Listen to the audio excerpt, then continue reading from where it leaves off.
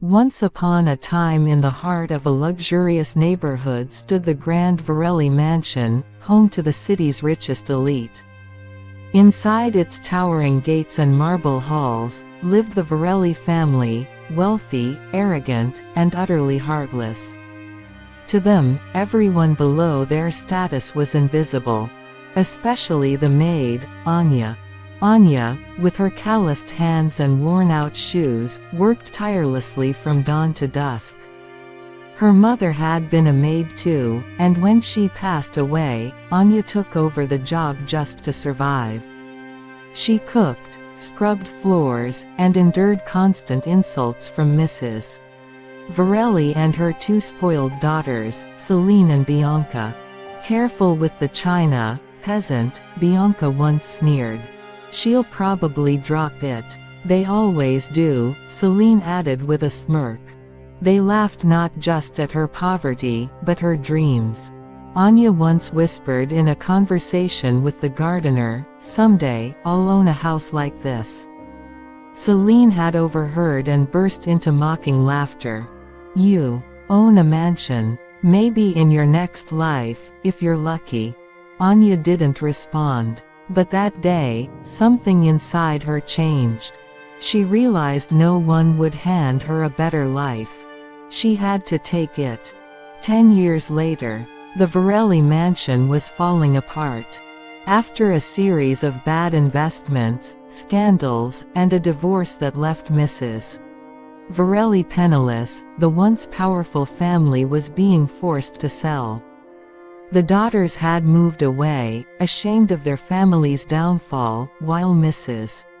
Varelli stayed behind, desperate to salvage anything she could. The property was listed quietly, to avoid media attention. One rainy afternoon, a black car pulled up the old gravel driveway. From it stepped a woman in a sharp navy suit, heels clicking confidently against the stone path. Her long black coat billowed in the wind. She had a presence that demanded attention. She was not the same girl who used to scrub floors here. She was Anya Kapoor, now CEO of one of the city's largest real estate firms. Her investments were legendary. She'd started small, saving every coin from cleaning jobs, then learning everything she could about business, finance, and real estate. She took online courses, worked side hustles, and made her first investment in a rundown apartment building which she transformed and flipped for a massive profit. She never looked back. Now, she was here to buy the very mansion where she was once humiliated. Mrs. Varelli didn't recognize her at first. Time had changed Anya. Power had shaped her posture, and confidence sharpened her words. "I'm here to buy this house," Anya said, placing a briefcase of papers on the dust-covered table. Mrs. Varelli blinked. "And you are?" Anya smiled. "Someone you once told to stay in her place." The older woman's face went pale. "Anya, that's right." Her voice was calm. "Only now, I don't carry a mop. I carry million-dollar contracts."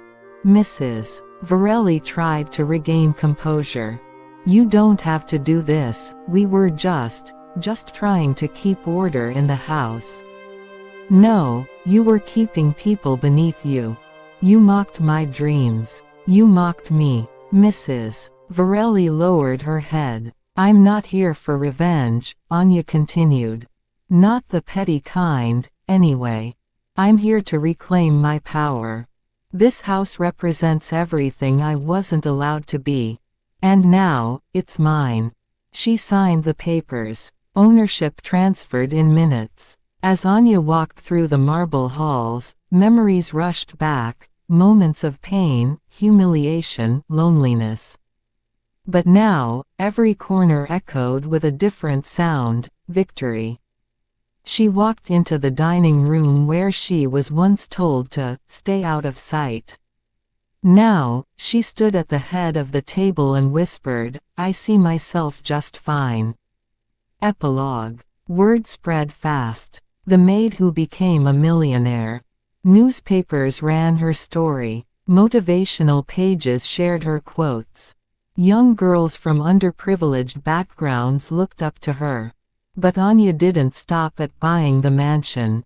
She turned it into a women's empowerment center, a place to train, educate, and uplift those like her. As for the Varellis, Mrs. Varelli moved to a modest apartment on the city's edge. Bianca and Celine tried to cling to their past glory on social media, but the world had moved on. They became footnotes in Anya's story. And Anya, she stood at the mansion's balcony, watching the sunrise over a city she now ruled, not with cruelty but with compassion. The girl they mocked was gone. In her place stood a woman the world would never laugh at again. Moral: never underestimate someone because of where they start. Power doesn't always come loud, it rises silently, steadily, until it stands where no one ever expected.